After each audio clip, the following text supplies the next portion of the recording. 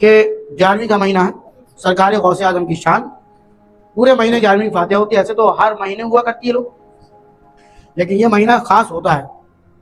سرکار غوث اعظم کی شان کیا ہے؟ اللہ اکبر، آپ مادہ ذات ولی ہیں، یعنی آپ پیدا ہوئے تو یہ نہیں کہ عبادت ریاضت کے بعد اللہ نے ولایت عطا فرمائی ہو، بلکہ عبد القادر کی شخصیت وہ ہے، سرکار غوث اعظم کی شان وہ ہے کہ ابھی 29 کا چاند یعنی رمضان مبارک چل رہے ہیں اور 29 جب رمضان کا دن آیا تو لوگوں نے چاند دیکھنا چاہا لیکن بدری ہے، چاند نظر نہ آیا تو لوگ سوچنے لگے چاند ہوا کہ نہیں ہوا، تو لوگوں کو پریشان ہونے کی ضرورت نہ پڑی، بلکہ لوگ کہاں گئے؟ آپ کی والدہ کے پاس۔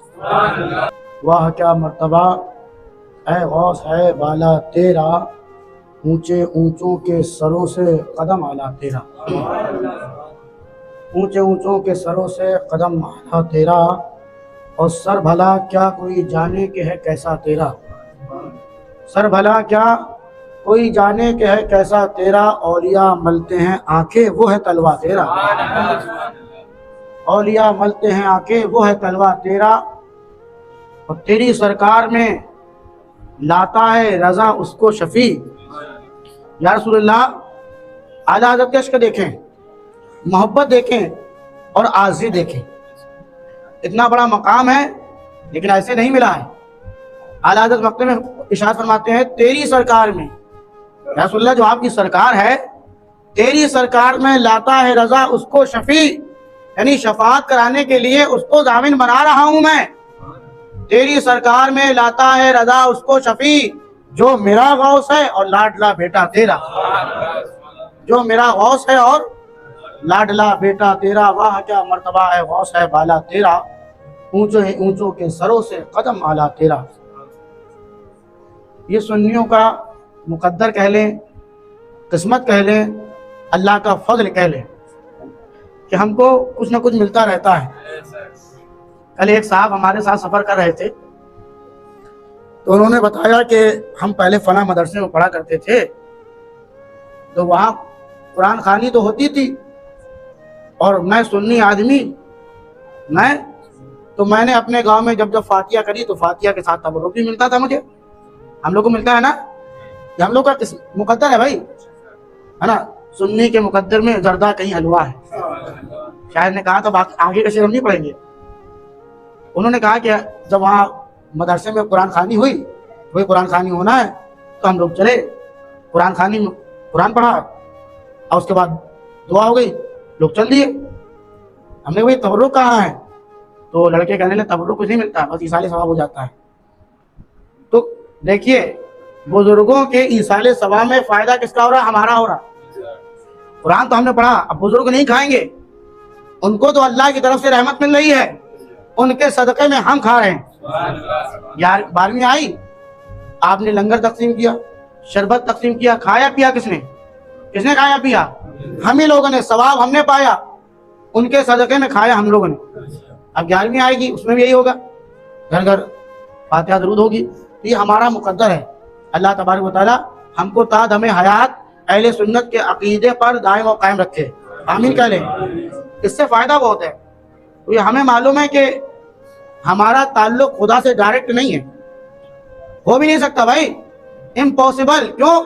کیونکہ رب نے آ کے ہم سے نہیں کہا ہے کہ میں ایک ہوں، رب نے کہا ہے قل هو اللہ احد، اے محبوب آپ کہہ دیجئے کہ اللہ ایک ہے۔ قرآن پڑھے ہو نا، سورہ اخلاص پڑھے ہو نا، قل هو اللہ احد، اے محبوب آپ کہیے۔ پتا چلا کہ اللہ تبارک و تعالی اپنے کو پہچانوانے کے لیے وسیلہ بنا رہا ہے مصطفیٰ جان رحمت کو۔ اور دیکھنا کہاں ہے؟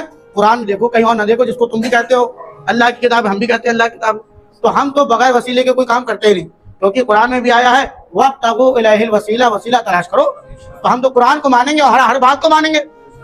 اللہ تبارک و تعالیٰ سمجھنے کی توفیق عطا فرمائے۔ میں بتا ہی رہا تھا کہ 11ویں کا مہینہ ہے، سرکار غوث اعظم کی شان، پورے مہینے 11ویں فاتحہ ہوتی ہے، ایسے تو ہر مہینے ہوا کرتی ہے لوگ، لیکن یہ مہینہ خاص ہوتا ہے۔ سرکار غوث اعظم کی شان کیا ہے؟ اللہ اکبر، آپ مادہ ذات ولی ہیں، یعنی آپ پیدا ہوئے تو یہ نہیں کہ عبادت ریاضت کے بعد اللہ نے ولایت عطا فرمائی ہو، بلکہ عبد القادر کی شخصیت وہ ہے، سرکار غوث اعظم کی شان وہ ہے کہ ابھی 29 کا چاند یعنی رمضان مبارک چل رہے ہیں اور 29 جب رمضان کا دن آیا تو لوگوں نے چاند دیکھنا چاہا لیکن بدلی ہے، چاند نظر نہ آیا تو لوگ سوچنے لگے چاند ہوا کہ نہیں ہوا، تو لوگوں کو پریشان ہونے کی ضرورت نہ پڑی، بلکہ لوگ کہاں گئے؟ آپ کی والدہ کے پاس۔ کائے کے لیے بھائی؟ کوئی مفتیات نہیں، بلکہ اس لیے گئے کہ آپ کے جو بیٹے ہیں ہم کو معلوم ہے کہ جب سے رمضان شروع ہے عبد القادر نے صبح کے وقت دودھ پینا بند کر دیا ہے، شام کے وقت یہ کام کرتے ہیں۔ اگر یہ دودھ پیے ہیں تو سمجھ لیجیے آج بھی 30واں رمضان ہے، ورنہ ہم سمجھ لیں گے آج عید ہے۔ پتہ چلا شیخ عبد القادر جیلانی نے دودھ پیا تو پتہ چلا 30 رمضان مکمل ہو گئے، کوئی جانکاری نہیں، بلکہ عبد القادر خود بتا رہے ہیں اپنے عمل سے، اور ہیں کتنے بڑے؟ چھوٹے سے، پالنے والی عمر ہے، لیکن کمال اللہ تبارک و تعالیٰ عطا فرمایا ہے۔ سرکار غوث اعظم کی شان، اللہ اکبر۔ سید الطائفہ حضرت جنید بغدادی کا نام سنا ہے نا آپ نے؟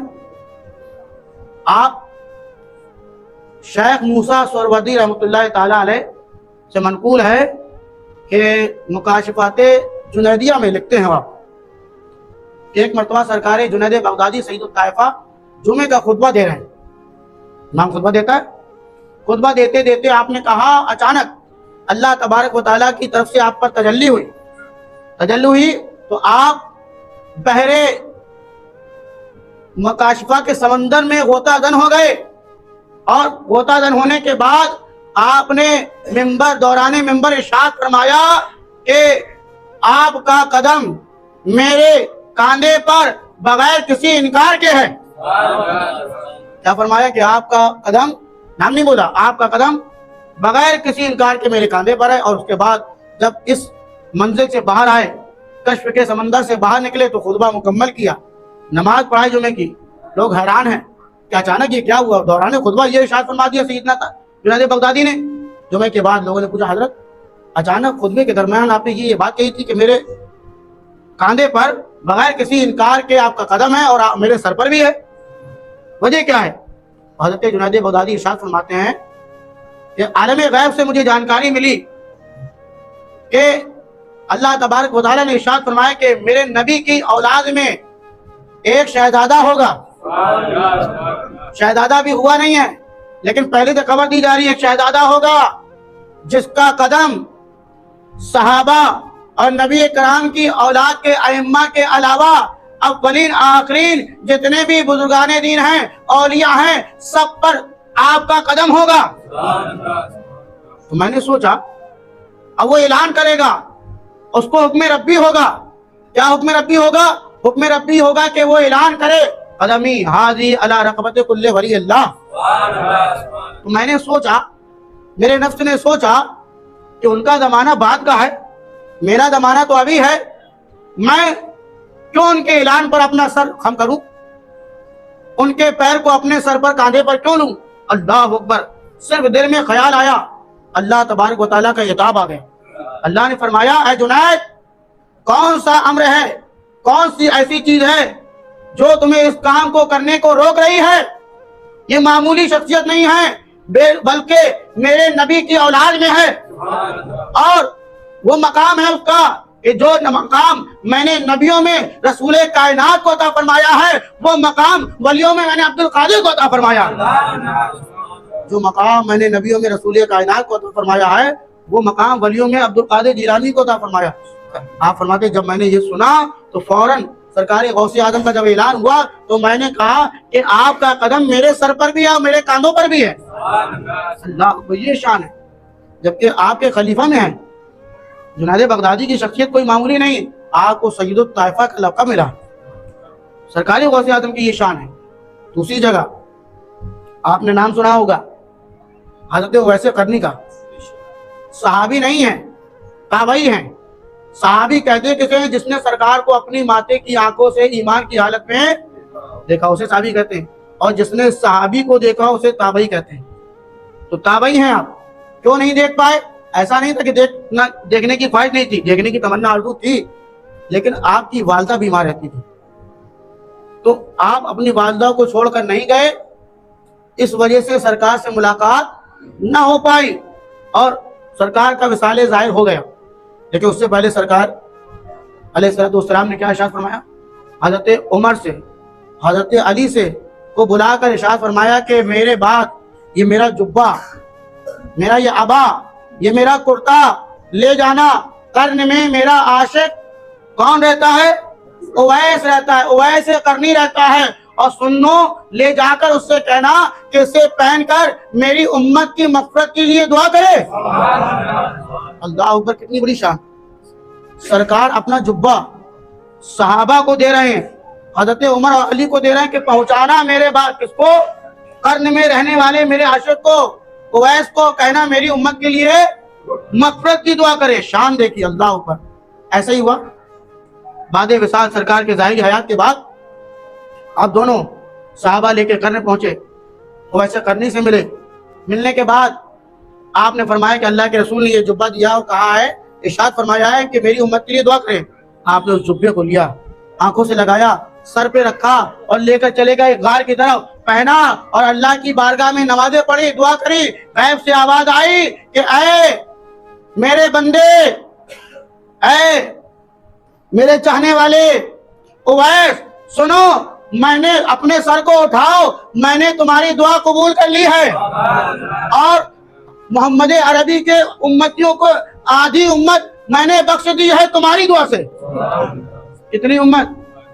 آدھی امت تمہاری دعا سے مغفرت کا ان کو پروانہ دے دیا ہے. لیکن سنو، آدھی امت میرے نبی کی اولادوں میں ایک بیٹا ہوگا جسے عبد القادر کہا جائے گا، اس کی دعا سے آدھی امتیوں کی میں مغفرت فرما دوں گا.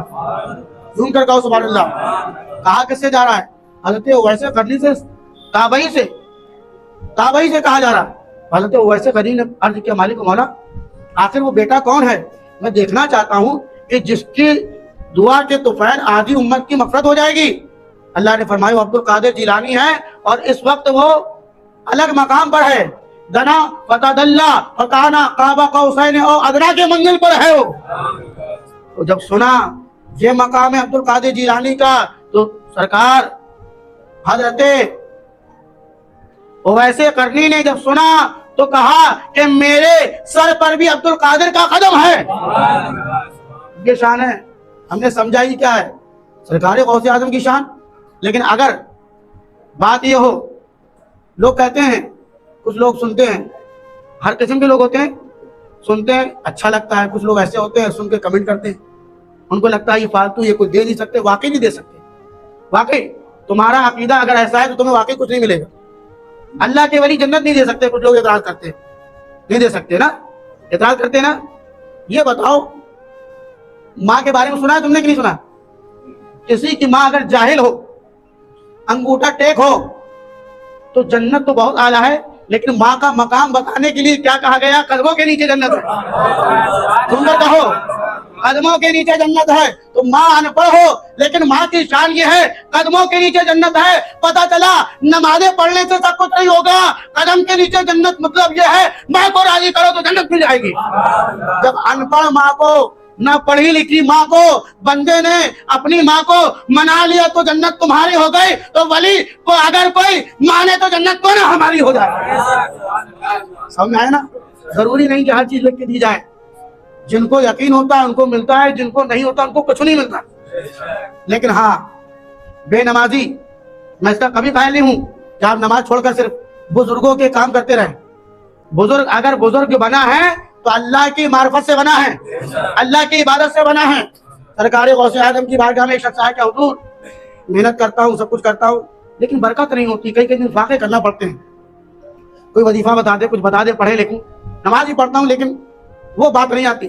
اچھا، آپ نے آنکھیں بند کری، پھر ارشاد فرمایا سنو، تمہارے گھر کے سامنے، تمہارے گھر میں جو دروازہ ہے اس میں جا کر ایک پردہ ڈال دو. بیٹھے اپنی مسند پر ہے، پتا اس کے گھر کا دے رہے ہیں. یہ ولی کی شان ہے بھائی، سمجھ رہے ہیں؟ کہ جاؤ اپنے گھر کے دروازے میں پردہ ڈال دو. کہا ٹھیک ہے. وہ گیا، عقیدت مند تھا وہ، اس نے مان لیا، ورنہ کوئی عقیدت مند نہ ہوتا نماز. یہ کون سی بات ہے؟ ہم کہہ رہے ہیں کوئی وظیفہ بتا دو، آپ پردہ ڈال دو. تو یہ سمجھ کی بات ہے. پردہ ڈال دیا، چاہنے والا تھا. کچھ مہینے بعد آیا، सरकार गौसे आजम ने इरशाद फरमाया क्या हाल है, क्या हाल है। कहा हुजूर बारी के न्यारे हो गए हैं, अब तो इतना है अल्हम्दुलिल्लाह, अल्लाह का शुक्र है, खुद भी खाता हूँ दूसरों को भी देता हूँ। पहले आलम ये था खुद भी नहीं होता था, इंतजार करना पड़ता था कहीं से, आज आप मालूम ये है खुद खाता हूँ, बच जाता दूसरे तक पहुंचाता हूँ। लेकिन हजरत एक बात है, फलसफा पर्दे का समझ में ना आया, जो समझ में आ जाए तो फिर विलायत कहाँ गई। समझ में हर बात समझ में आ जाए तो ये इंसान आम इंसान ना रहा, जो किसी को समझ में ना आए और अल्लाह के वली को समझ में आए, यही विलायत है। कहा हजरत फलसफा बताइए पर्दे का मामला क्या, राज क्या है। अब सुनो दिल के कानों से, तवज्जो दो कि फर्ज कितना जरूरी होता है, सिर्फ जुलूस से कुछ नहीं होने वाला, होता बहुत कुछ है, सब कुछ नहीं होता। साथ में जरूरत क्या है। सरकार गौसे आजम ने इरशाद फरमाया, सुनो तुम्हारे दरवाजे पर पर्दा नहीं पड़ा था, तुम्हारे घर तुम्हारे मोहल्ले में एक बेनमाजी है, वो जब जब तुम्हारे दरवाजे के सामने से निकलता था तो उसकी नजरें तुम्हारे घर के सीधे अंदर आया करती थी। अल्लाह अकबर। तो बेनमाजी की नजरें नहुसत वाली घर के अंदर पड़ती थी, लिहाजा अल्लाह तबारक व तआला ने तुम्हारे घर में बरकत उठा ली है। अल्लाह अकबर कहिए। घर में रहता नहीं था बेनमाजी, बल्कि तुम्हारे दरवाजे से निकलकर चलते फिरते नजर डालता था तो उसकी नजरों की नहुसत ऐसी कि बरकत उठ गई। लिहाजा मैंने कहा कि पर्दा डालो, पर्दा डालोगे तो नजर पर्दे पर पड़ेगी, घर के अंदर नहीं जाएगी। खुश हो रहे हो लेकिन अपने नफ्स का जायजा भी लो, क्या तुम नमाज पांचों टाइम की पढ़ रहे हो, क्या तुम अल्लाह को राजी कर रहे हो। पैसा खूब कमा लो, बरकत तब तक नहीं होने वाली, अल्लाह का फल तब तक मिलने नहीं वाला जब तक कि तुम नमाज़े पंजगाना अदा ना करो। बुजुर्गों के भी काम करो, लेकिन नमाज छोड़कर कोई काम नहीं है। नमाज छोड़कर जब मिलादे मुस्तफ़ा नहीं मना सकते तो गौसे आज़म का जुलूस क्या फायदा मनाने से। क्या आप नमाज छोड़ें, आप फातिहा करें लेकिन नमाज ना पढ़ें। अल्लाह तबारक व तआला हमें समझने की तौफीक अता फरमाए। गौस का दामन नहीं छोड़ेंगे, नारा लगाना आसान है, अमल करना जरूरी है। लेकिन दामन तो आपने पकड़ा ही कहाँ है। पकड़ने का मतलब यह है कि गौसे आज़म के तरीके पर चलो। अगर वो 40 साल तक जंगलों में इबादत नफली करते रहे तो कम से कम उनके तरीके पर 5 टाइम की नमाज तो पाबंदी से पढ़ो। कहीं भी हो, सफर में हो, घर में हो, दुकान में हो, कहीं भी हो, नमाज का वक्त आए नमाज नहीं छोड़ना। नमाज सबसे पहली इबादत है। पूछेगा अल्लाह तबारक व तआला नमाज के बारे में, पहले ये नहीं पूछा जाएगा कि जुलूस में शामिल हुए थे कि नहीं हुए थे। लेकिन हाँ, बुजुर्गों की नजरें अपनी तरफ तवज्जो कराने के लिए ये भी जरूरी है। उनकी महफिल में जाते रहोगे, मनाते रहोगे, नजर होती रहेगी। अल्लाह तबारक व तआला हमें समझने की तौफीक अता फरमाए। अस्तगफिरुल्लाह रब्बी मिन कुल्लि ज़ंबिन व अतूबु इलैहि व मा अलैना इल्लल बलाग। अस्सलामु अलैकुम व रहमतुल्लाहि तआला व बरकातुहू।